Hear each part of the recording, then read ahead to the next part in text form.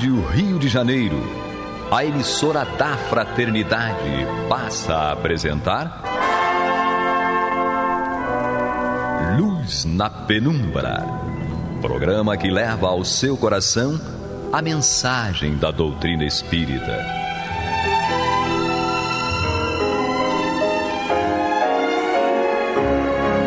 E com vocês, Eduardo Araújo, para o estudo de O Livro dos Médiuns, da obra codificada por Allan Kardec. Olá, prezados amigos da Rádio Rio de Janeiro, fenômenos físicos intensos acontecendo aqui. O Paulo Renato, doando ectoplasma, quase virou a mesa. Miranda está ainda sob o impacto emocional, e isso porque ele falou que eu tinha que tomar cuidado com as emoções. Aí ele acaba de dizer que a gente tem que tomar cuidado com as emoções e quase derrubou a mesa aqui toda. A mesa ficou um pouquinho falsa. Em cima de mim, né? As emoções da Miranda agora foram pro brejo. Mas é isso aí, é assim mesmo. Sejam todos muito bem-vindos. Fenômenos físicos intensos acontecendo aqui nos nossos estúdios. Mas estamos aqui firmes e fortes para juntos estudarmos o Livro dos Médiuns de Allan Kardec. Não é por acaso que estamos estudando o Livro dos Médiuns. Isso. Teve as mesas girantes, aqui foi a mesa não girou, mas que ela... Aqui é mesa balançante. A mesa balançante. Olha, gente, tinha que ter filmado. Olha, uma mesa de mármore redonda, tem enorme, coisas com que microfone. eu lamento não ser filmado. Você tinha que ir para os bastidores do nosso Instagram, né? A cara de Maria de Fátima Miranda quando a mesa quase virou. E o Paulo Renato também foi ótimo. Mas, infelizmente, só está gravado no éter, né? No éter fica gravado, no plano espiritual. Mas vamos juntos aqui, agradecendo a Jesus a oportunidade de estarmos juntos aqui no programa Luz na Penumbra, estudando o Livro dos Médiuns de Allan Kardec. Nós estamos no capítulo 2 da primeira parte do Livro dos Médiuns. E agora vamos adentrar aí ao item 13 deste capítulo 2. Então vamos nós. Assim, o Espiritismo, diz Kardec, não aceita todos os fatos considerados maravilhosos ou sobrenaturais. Lembrando que no estudo anterior, Kardec dizia que para nós criticarmos alguma coisa, precisamos conhecê-la. E ele justamente fazia essa crítica àqueles que diziam que o Espiritismo era baseado no maravilhoso e no sobrenatural, quando eles mesmos nem sabiam o que era o Espiritismo, pois nunca tinham se dado ao trabalho de estudá-lo. E Kardec, por sua vez, vai dizer que o Espiritismo também não aceita qualquer coisa, né, que seja considerada aí como maravilhosa, sobrenatural. O Espiritismo primeiro vai estudar, vai analisar, para ver se aquilo tem uma base racional dentro das leis naturais. E continua Kardec, longe disso. Demonstra a impossibilidade de grande número deles e o ridículo de certas crenças que constituem a superstição propriamente dita. É exato que, no que ele admite, há coisas que, para os incrédulos, são puramente do domínio do maravilhoso, ou, por outra, da superstição. Seja, mas ao menos discutir apenas esses pontos, porquanto com relação aos demais, nada há que dizer, e pregais em vão. Atacando o que ele próprio refuta, provais ignorar o assunto e os vossos argumentos erram o alvo. Porém, até onde vai a crença do Espiritismo? Perguntarão. Lede, observai e sabê-lo-eis. Só com o tempo e o estudo se adquire o conhecimento de qualquer ciência.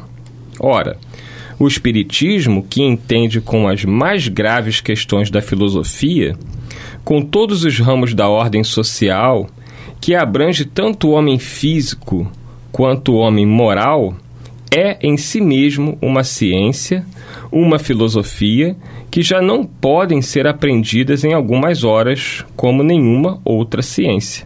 Então, a complexidade, Renato, da doutrina, né, que Kardec sempre fala isso, ele fala isso logo na introdução de O Livro dos Espíritos, no item 13, né, que ele diz que anos são necessários para se formar um médico medíocre, né, e 3/4 partes da vida para se tornar um sábio. E como podereis querer conhecer a ciência do infinito em apenas algumas horas. O Espiritismo ele não é uma ciência, né, uma religião tão complexa de ser entendida, mas também não é tão simples que uma simples leitura a pessoa faça e já possa dizer, não, já sei tudo de Espiritismo, já li o Livro dos Espíritos. Não é bem assim.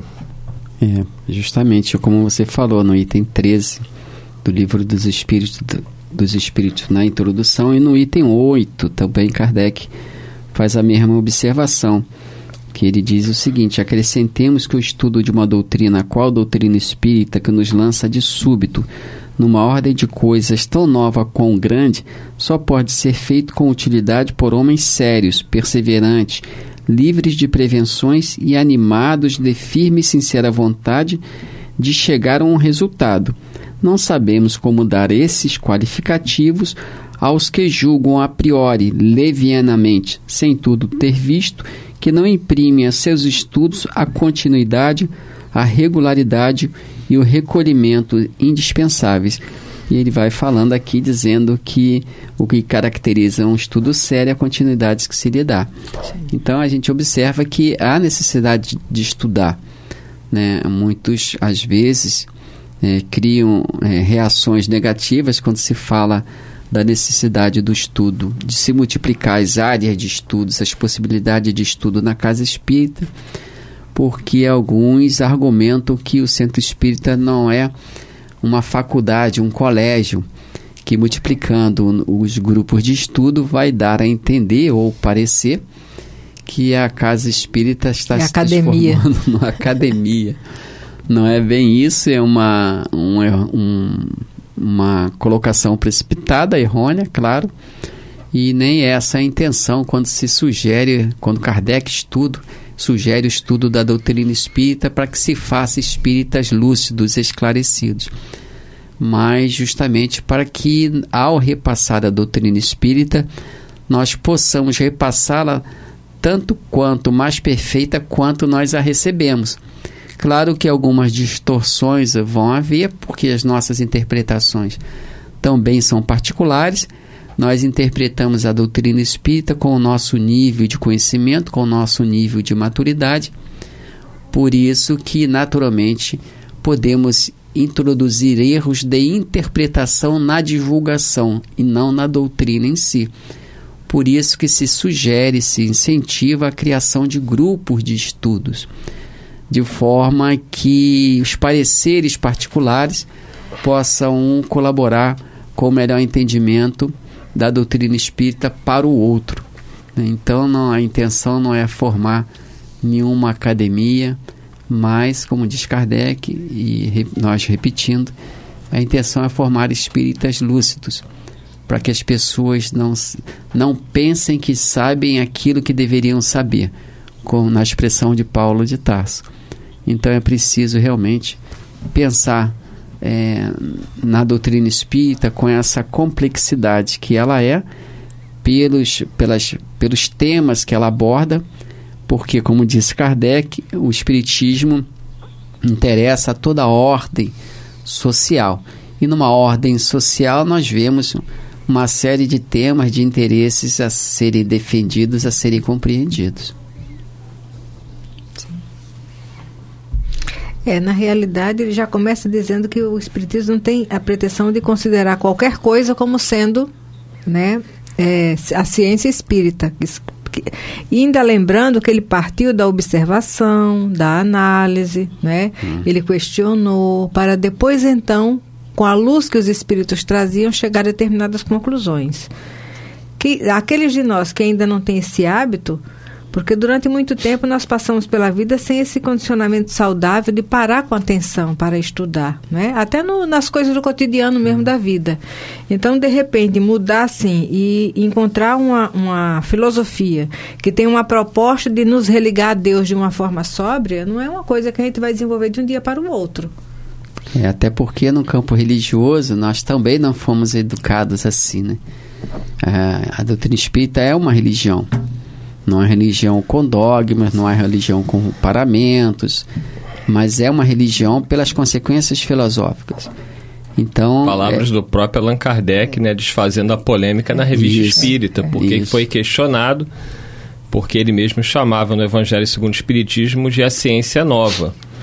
Mas ele deixava claro que essa questão de não chamar de religião era, naquele momento, ele não queria causar uma confusão, como o Paulo Renato está explicando, com as religiões tradicionais. Mas no sentido filosófico, diz Kardec, o Espiritismo é sim uma religião. Até porque, pegando aí carona na sua exposição, Kardec entendia que o Espiritismo ele vinha ao mundo como apoio para as religiões. Ele não tinha outra intenção senão essa, de que aquilo que os espíritos revelavam aprofundava o que outras falavam. O que a religião tradicional, por exemplo, já falava. Toda a religião, por exemplo, católica, falava da alma, falava da comunicação do mundo espiritual com o mundo físico. Os estados da alma. Né? Essa comunicação do mundo espiritual com o mundo físico através dos santos, né? Da comunicação com os santos. Já se fazia orações para os santos, pedido para os santos. E os santos, todos nós sabemos que foram pessoas que estiveram na Terra, encarnadas como nós, e que, com a permissão de Deus, atendiam aos rogos humanos. Então, a doutrina espírita, nesse sentido, ela não traz nada de maravilhoso, nem nada de sobrenatural. E ela não está inventando nada. Não inventou nada. E ela traz para nós essa visão mais clara e mais profunda do que seja uma religião.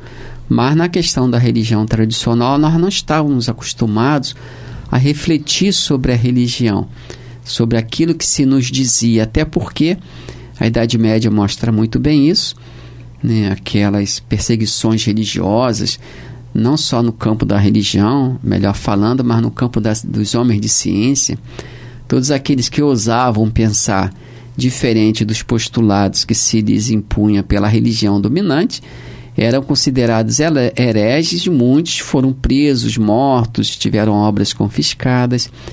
Então, por questões culturais, por questão de atavismo cultural, nós estranhamos muito na doutrina espírita esse aspecto de estudo, de reflexão, porque, como nós dissemos, era um pecado, era uma heresia questionar no sentido de pensar sobre, questionar determinadas verdades impostas não pelo Evangelho de Jesus, mas pela interpretação que se dava a eles e que se repassava para o povo.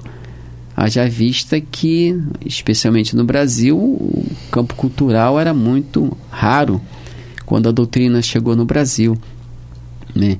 E os livros chegavam em francês e uma complicação muito grande. Então as pessoas aprendemos a exercitar a doutrina espírita fora dos livros, naturalmente.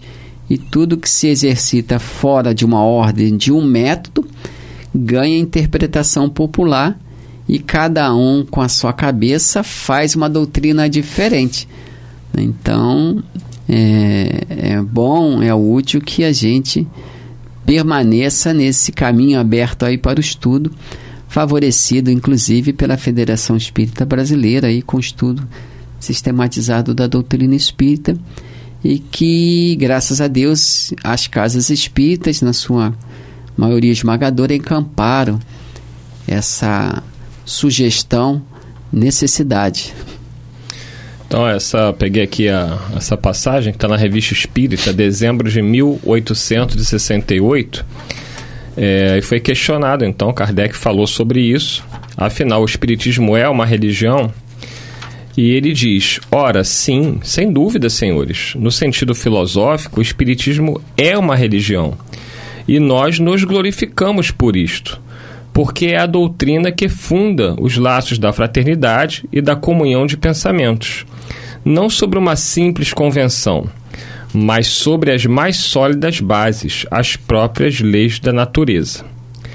Por que, então, temos declarado que o Espiritismo não é uma religião, né? Porque muitas vezes ele fazia questão de não dar margem para que o Espiritismo fosse confundido com as religiões tradicionais, e ele responde isso. Porque não há uma palavra para exprimir duas ideias diferentes. E porque, na opinião geral, a palavra religião é inseparável da ideia de culto, porque ela desperta exclusivamente uma ideia de forma que o Espiritismo não tem. Se o Espiritismo se dissesse religião, o público não veria aí senão uma nova edição, uma variante, uma variante, se quiserem, dos princípios absolutos em matérias de fé. Uma casta sacerdotal com seu cortejo de hierarquias, de cerimônias e de privilégios. Ele não o separaria das ideias de misticismo e dos abusos contra os quais tantas vezes a opinião pública se levantou. Não tendo o Espiritismo nenhum dos caracteres de uma religião, na acepção usual do vocábulo, não podia nem devia enfeitar-se como um título sobre cujo valor as pessoas inevitavelmente ter-se-iam equivocado. Eis porque simplesmente se diz doutrina filosófica e moral. Então ele deixa bem claro aí, ele encerra a polêmica e diz que, sim, no sentido filosófico, o Espiritismo é uma religião e nós nos glorificamos por isto. Palavras de Allan Kardec. Isso aí. E ele ainda fala aqui em O Livro dos Espíritos, na conclusão, item 5, ele diz: o Espiritismo é forte porque assenta sobre as próprias bases da religião. Deus, a alma, as penas e as recompensas futuras. Mas cada um, como dizia o Dr. Bezerra de Menezes, pode recolher do Espiritismo a parte que lhe interessa. Quem se interessa pela pesquisa em si pode cair nesse campo de experimentação, se assim o desejar. Quem desejar ficar nesse campo das indagações, como Charles Richer, por exemplo, pai da metapsíquica, né, se eu não me engano. Que acabou se perdendo ali. Né? Pesquisou por 40 anos, o casal aproximadamente. Heine também. Joseph Banks Heine e Lois Heine. Né? Acho que é a Lois Heine. É isso mesmo. Eles, quer dizer, quem quiser se aprofundar em alguma dessas outras áreas basilares da doutrina espírita, que o faça. Mas o princípio, o fundamento da doutrina espírita é o fundamento que a gente conhece como fundamento religioso. Ele fala aqui: Deus, a alma, as penas e as recompensas futuras. E essas ideias, né, essas verdades, como queiram chamar, elas dizem respeito à nossa busca mesmo da felicidade. Kardec coloca aqui no Livro dos Espíritos, desculpa, nesses itens, coloca que buscando progredir, o homem não faz mais do que tentar aumentar a soma da sua felicidade, e o Espiritismo pode contribuir para isso.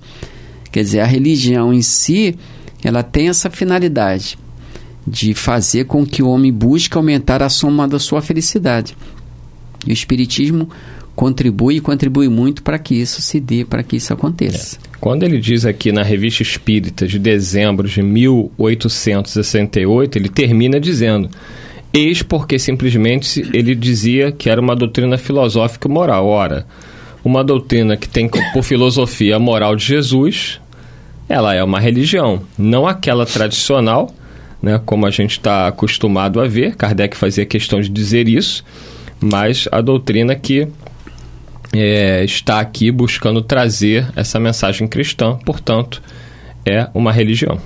E se ele tivesse apresentado de início a doutrina espírita como religião, fatalmente teria afastado dela de imediato os homens de ciências, os sábios que tinham algum receio daquela retomada do modelo antigo da religião, em que se não permitia o desenvolvimento da razão, das pesquisas, não permitia a contradita, né? Os raciocínios contrários. Então a doutrina espírita não teria sido aceita naqueles meios culturais acadêmicos, e teria sido aceita tão somente pela pessoa de menos cultura, o que correria o risco da deformação doutrinária. Então a doutrina espírita surgiu por esse meio acadêmico, de alguma cultura, para que ela se estabelecesse dentro dos seus princípios, sem deformações. Hoje em dia, por mais que se tente deformar, introduzir na doutrina espírita aquilo que não lhe pertence, né, isso não é mais possível, a distorção das bases doutrinárias. Kardec mesmo dizia que seitas poderiam surgir em torno do espiritismo, mas ela permaneceria dentro da sua integralidade.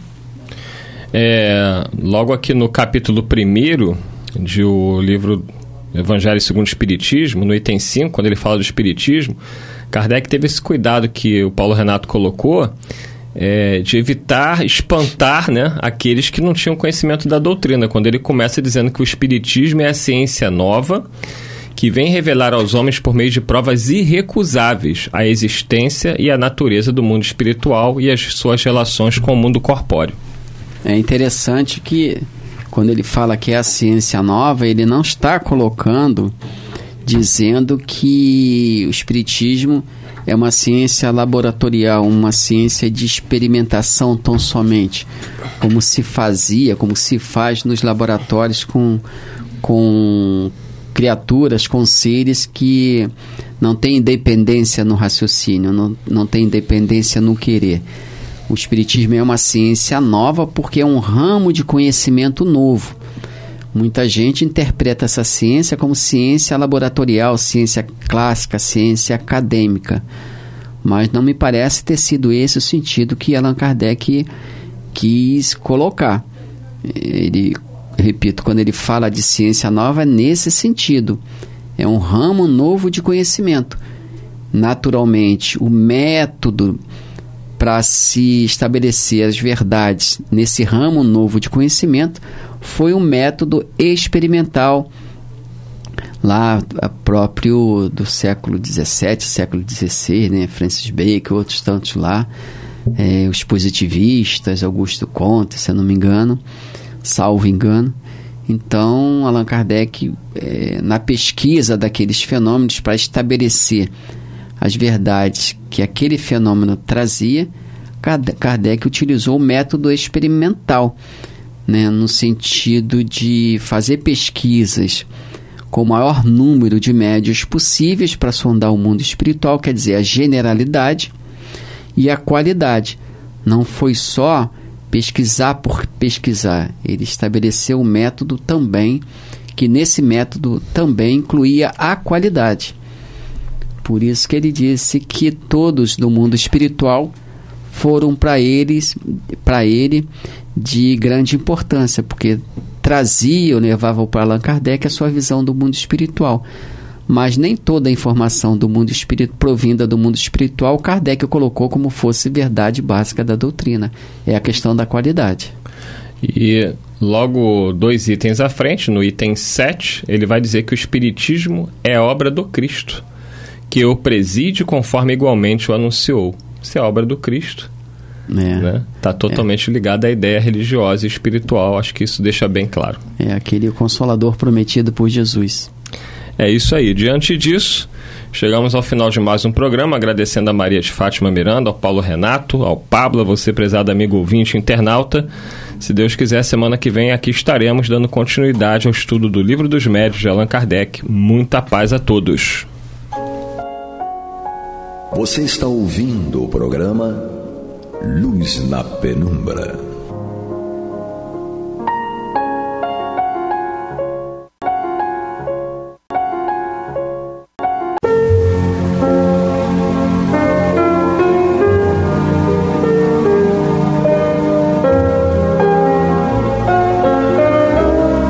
A Rádio Rio de Janeiro está levando ao seu lar e ao seu coração a mensagem consoladora da doutrina espírita, através do programa Luz na Penumbra.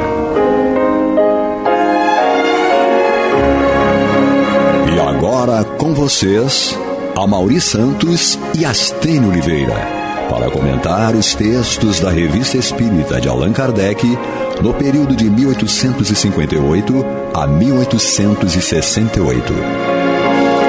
Olá, meus amigos, mais uma vez reunidos junto com vocês para apreciarmos, a revista Espírita de 1858 a 1868.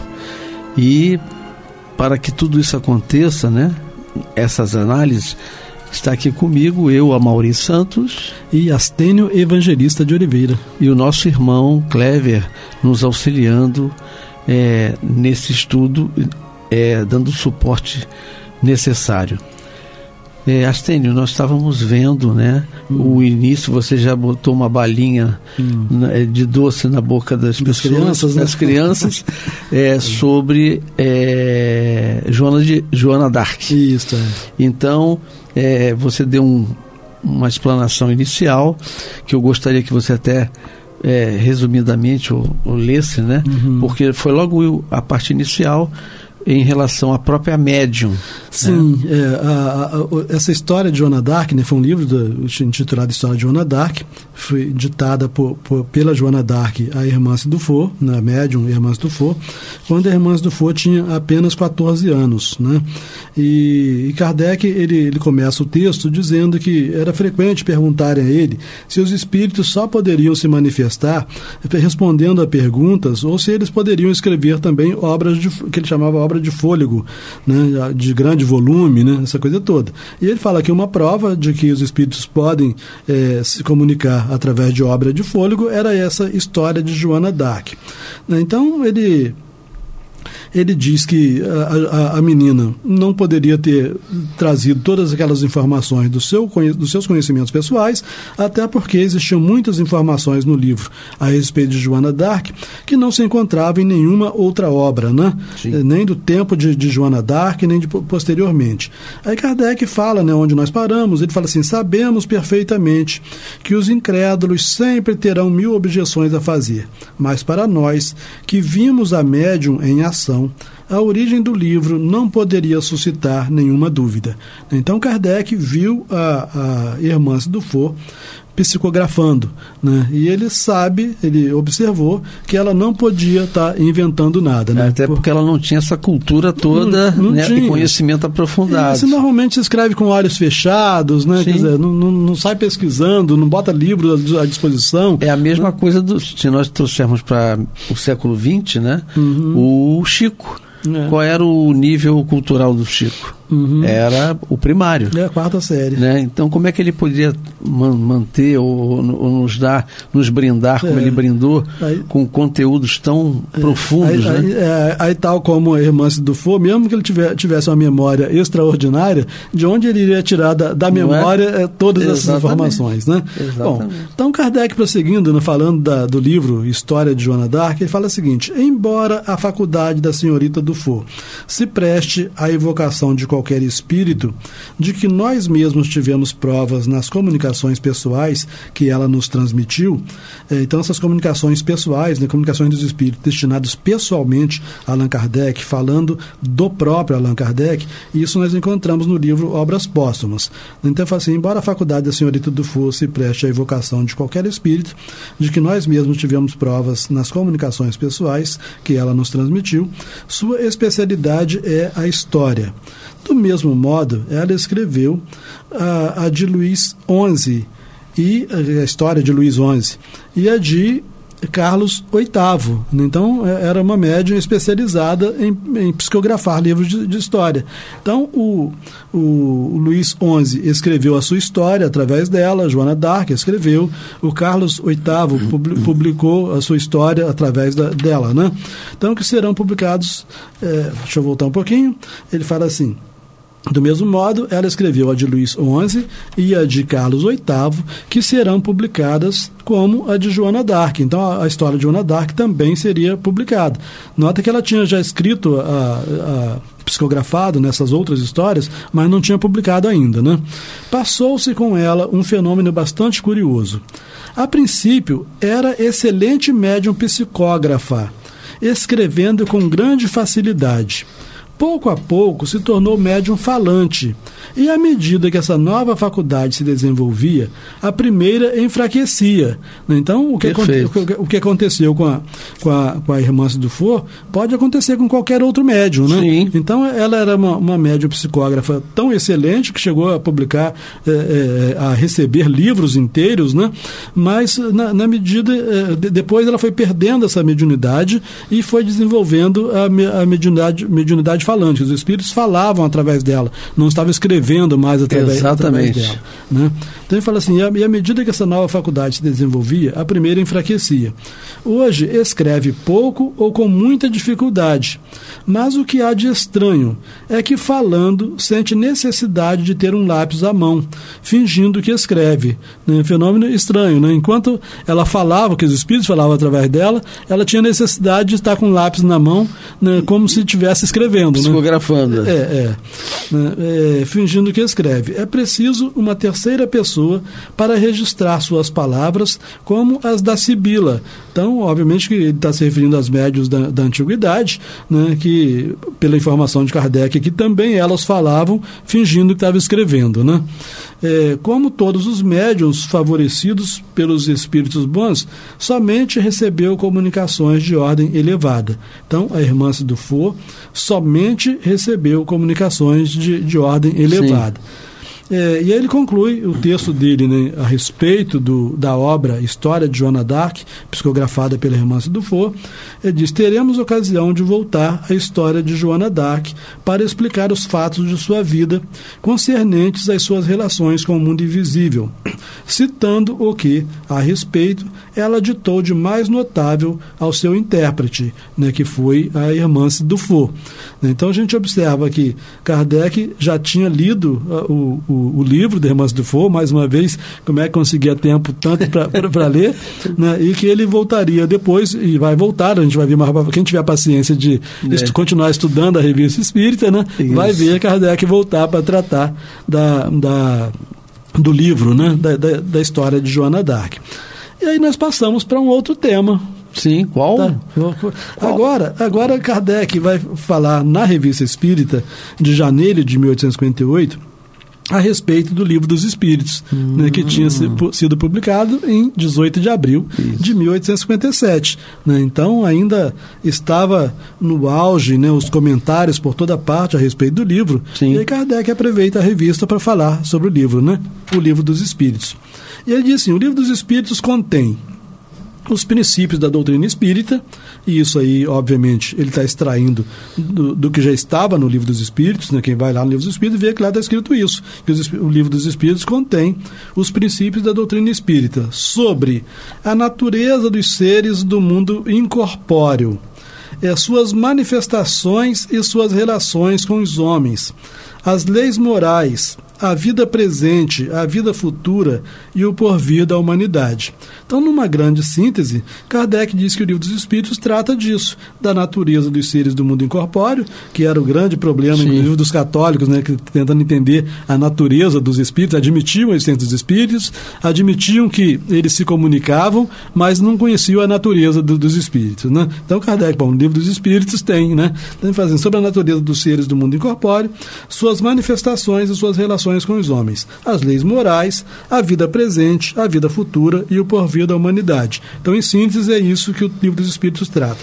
Escrito de acordo com o ditado e publicado por ordem dos espíritos superiores. Então, mais uma vez, ele chamando a atenção. O livro foi ditado pelos espíritos superiores e ele só foi publicado porque existiu ordem dos espíritos superiores. Então, Kardec não queria aparecer de jeito nenhum. Ele recebeu ordem para publicar o livro. Tranquilo? Tanto é que ele usou o codinome de Allan Kardec, né? Sim, Ele não usou o seu nome verdadeiro. O nome dele verdadeiro, né? O nome de batismo, de nascimento, era um nome já bastante respeitado e ele quis começar do zero, né? Para que as obras espíritas não ficassem vinculadas ao seu nome conhecido. Perfeito. Né? Bom, ele disse assim: esta obra, o Livro dos Espíritos, como indica seu título, não é uma doutrina pessoal. né? Então, mais uma vez, olha, esse não é meu, ninguém fique me dando parabéns porque esse não é meu, né? Então, esta obra, como indica seu título, não é uma doutrina pessoal, é o resultado do ensino direto dos próprios espíritos sobre os mistérios do mundo onde estaremos um dia, né? Do mundo espiritual, né? E sobre todas as questões que interessam à humanidade. Então, não são todas as questões que sejam importantes ou não, só as importantes, né? Sobre todas as questões que interessam à humanidade. Eles nos dão, de algum modo, o código da vida ao nos traçarem a rota da felicidade futura. Não sendo este livro fruto de nossas ideias, visto que, sobre muitos pontos importantes, tínhamos uma maneira de ver bem diversa. Nossa modéstia nada sofreria com os nossos elogios. Preferimos, no entanto, deixar falar os que estão inteiramente desinteressados por esta questão. Então, primeiro, ele confessa que ele, antes de conhecer as ideias dos espíritos, ele tinha algumas ideias a respeito dessas situações todas, né, da natureza dos espíritos, das manifestações, das leis morais. Ele tinha os próprios convencimentos dele. Seus conceitos, né? Os seus conceitos, e que eram diferentes, muitas das vezes, dos conceitos que ele aprendeu com os espíritos. Então, se ele fosse escrever por ele mesmo, não teria sido o que consta do Livro dos Espíritos que constaria, né, porque ele pensava de maneira diferente. É tal a responsabilidade dele, né? Isso. A ponto de dizer, nada do que eu estou escrevendo é meu. Mas agora vem uma coisa muito interessante, né? Porque ele fala assim, preferimos, no entanto, deixar falar os que estão inteiramente desinteressados por esta questão da comunicação dos espíritos, da doutrina dos espíritos. E ele traz agora um texto que foi publicado no jornal Courrier de Paris, né, de 11 de julho de 1857. Quando foi publicado o primeiro livro espírita? Em abril de 1857. O Courrier de Paris publicou uma matéria no dia 11 de julho de 1907 sobre o Livro dos Espíritos, que havia acabado de ser publicado. Então, é um artigo, nós vimos em programas anteriores um artigo católico, agora um artigo de um jornalista, né, também assim, extremamente lúcido a respeito da... Esse agora é francês, não é isso? Esse agora é francês, né? O jornal Courrier de Paris, então é um artigo de um jornalista desse jornal. E que o livro tinha sido publicado em 18 de abril. Então, 18 de abril, maio, junho, julho. Como foi em 11 de julho, foi publicada essa matéria, não tinha nem 3 meses. Esse jornalista tinha lido o Livro dos Espíritos de ponta a ponta e já estava publicando um texto. Mas vamos ver que tem uns pontos importantes aqui. Então, diz ele, a doutrina espírita é o título do texto. Fala assim, o editor Dentu acaba de publicar uma obra deveras notável. Diríamos mesmo bastante curiosa, mas há coisas que repelem toda qualificação banal. Então, esse jornalista está se referindo que o editor Dentu acaba de publicar uma obra, essa obra era o Livro dos Espíritos. Sim. Então, ele diz assim, o Livro dos Espíritos do Senhor Allan Kardec é uma página nova do grande livro do infinito, e estamos persuadidos de que um marcador assinalará essa página. Então, a primeira expressão utilizada por esse jornalista que tinha acabado de ler o livro, ele fala assim, esse livro é uma página nova do grande livro do infinito. E estamos persuadidos de que um marcador assinalará essa página. Por que eu estou chamando a atenção disso? Porque também nós, certamente, já estudamos o Livro dos Espíritos, ou temos estudado o Livro dos Espíritos. E será que nós ficamos tão encantados quanto esse jornalista aqui? Né? Aí prossegue ele assim, ficaríamos desolados se pensassem que acabamos de fazer aqui um anúncio bibliográfico. Se pudéssemos supor que assim fora, que seria um anúncio bibliográfico, quebraríamos nossa pena imediatamente. Então a gente vê que ele não se tornou espírita, ele não era espírita, e ele disse, não estou aqui fazendo campanha para a doutrina espírita. Né? Se fosse esse o objetivo, eu quebraria a minha caneta. Tranquilo? Perfeito. Mas ainda vem coisa interessante no artigo dele. Ele fala, não conhecemos absolutamente o autor, né, Kardec, mas confessamos abertamente que ficaríamos felizes em conhecê-lo. aquele que escreveu a introdução, que inicia o Livro dos Espíritos, deve ter a alma aberta a todos os sentimentos nobres.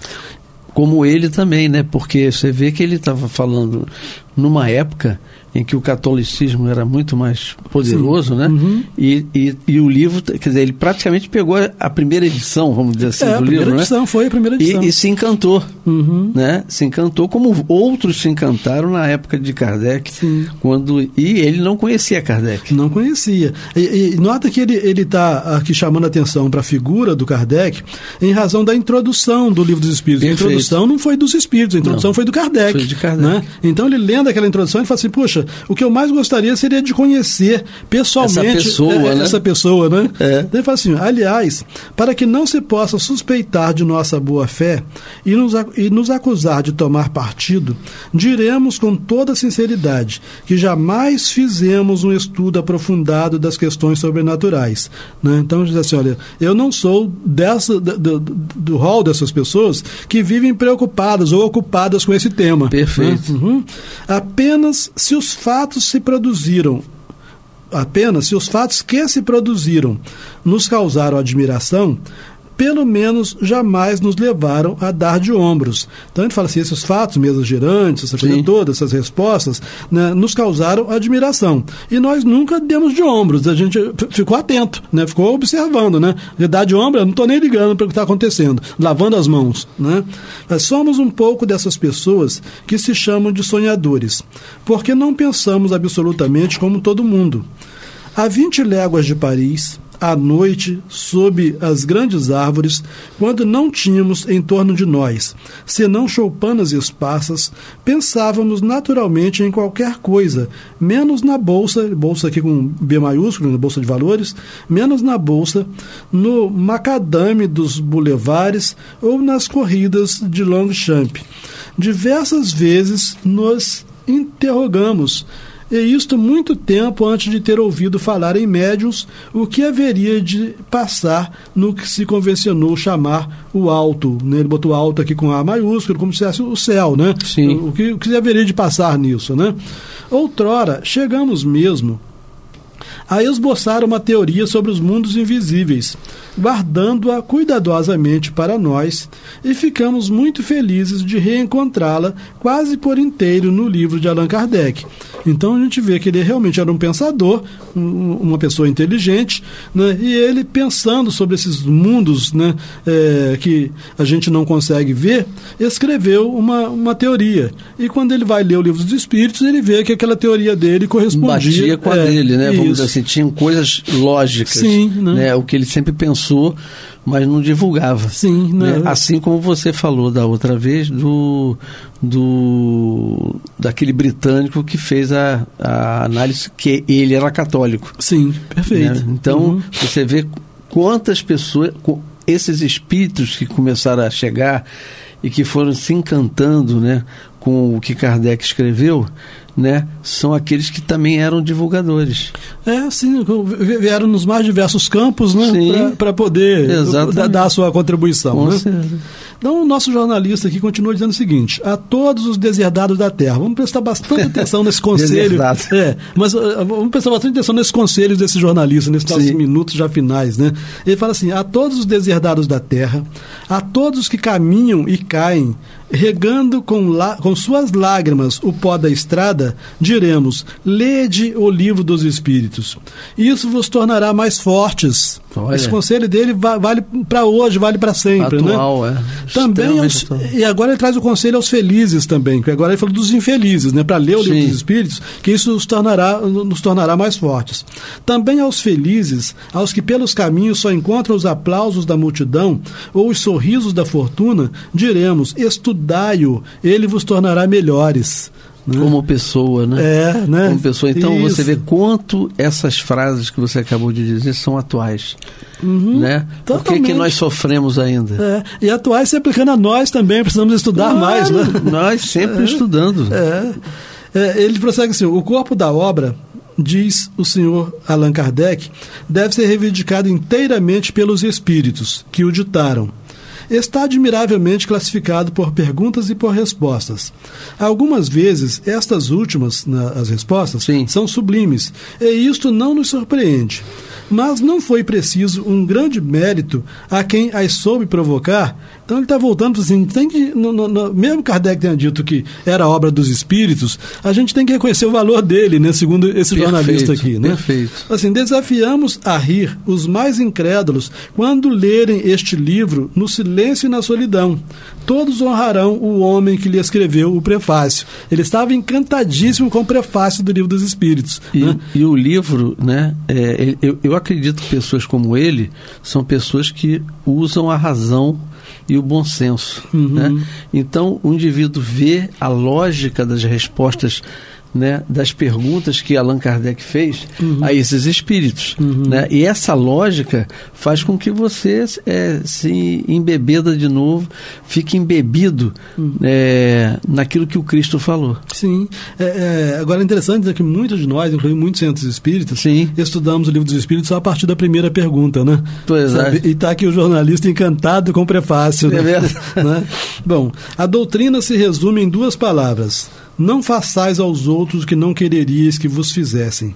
Lamentamos, então ele identificou que no contexto geral queria dizer isso: não façais aos outros o que não quereríeis que vos fizessem. Lamentamos que o Sr. Allan Kardec não tenha acrescentado: e fazei aos outros o que gostarias que vos fosse feito. O livro, aliás, o diz claramente, e a doutrina, sem isto, não estaria completa. Então ele percebeu que a doutrina poderia se resumir no: não façais aos outros o que não quererias que vos fizessem, e que fazei aos outros o que gostarias que vos tenha feito. É preciso também fazer o bem. Não basta não fazer o mal, é preciso também fazer o bem. Viu como é que ele aprendeu isso lá? Se apenas sois um homem de bem, não tereis cumprido senão a metade do vosso dever. Sois um átomo imperceptível desta grande máquina que se chama mundo, onde nada deve ser inútil. Sobretudo, não vos digais que se pode ser útil sem fazer o bem. Ser-vos-íamos forçados de vos replicar por um volume. Então, se alguém quiser dizer que é possível ser útil sem fazer o bem. E existem muitas pessoas hoje que falam que a caridade é a flor de plástico. Isso. Sabe? Bom, eu acho que eu consigo, em 2 minutos, que nós temos, terminar o texto do jornalista aqui. Né? Ele fala assim: lendo as admiráveis respostas dos espíritos na obra do Sr. Kardec, dissemos a nós mesmos que haveria um belo livro a escrever. Bem depressa reconhecemos que nos havíamos enganado. O livro já está escrito, apenas o estragaríamos se tentássemos completá-lo. Sois homem de estudo e possuís a boa fé, que não pede senão para se instruir, lede o livro primeiro sobre a doutrina espírita.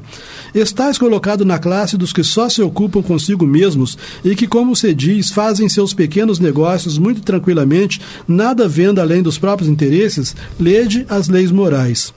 A desgraça vos persegue com furor e a dúvida vos envolve por vezes com o seu abraço gelado, estudai o livro 4, Esperanças e Consolações. Viu como é que ele prestou atenção, como é que estava dividido o livro? Né? Todos vós que abrigais nobres pensamentos no coração e que acreditais no bem, lede o livro do começo ao fim. E aí eu pergunto, quantos espíritos já leram o livro do começo ao fim? Né? E outras obras também que acabam não lendo. Né? Sim. Se alguém nele encontrasse matéria para zombaria, nós o lamentaríamos sinceramente. Né? Isso muito lindo, jornalista. Muito lindo. Né? Um belo trecho, um belo trabalho. Meu amigo querido, estamos encerrando agora, né? Mas vamos depois relembrar isso na próxima. E que Deus abençoe a todos. Eu, Amaury Santos e Astênio Evangelista de Oliveira e o nosso irmão Cléver.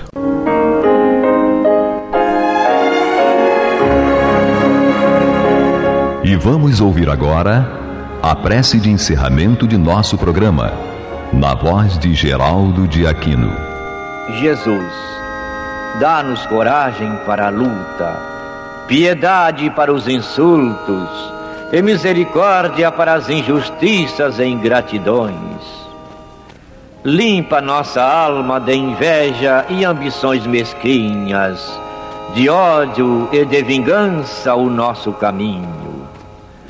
E que dentro em pouco ao recolher-nos de novo ao calor do nosso leito, para que o sono nos dê a paz e o esquecimento das tristezas humanas, possamos sentir, Senhor, no mais íntimo de nosso ser, a doçura indefinível do Teu amor e a grandeza incomparável da Tua divina presença. Que assim seja.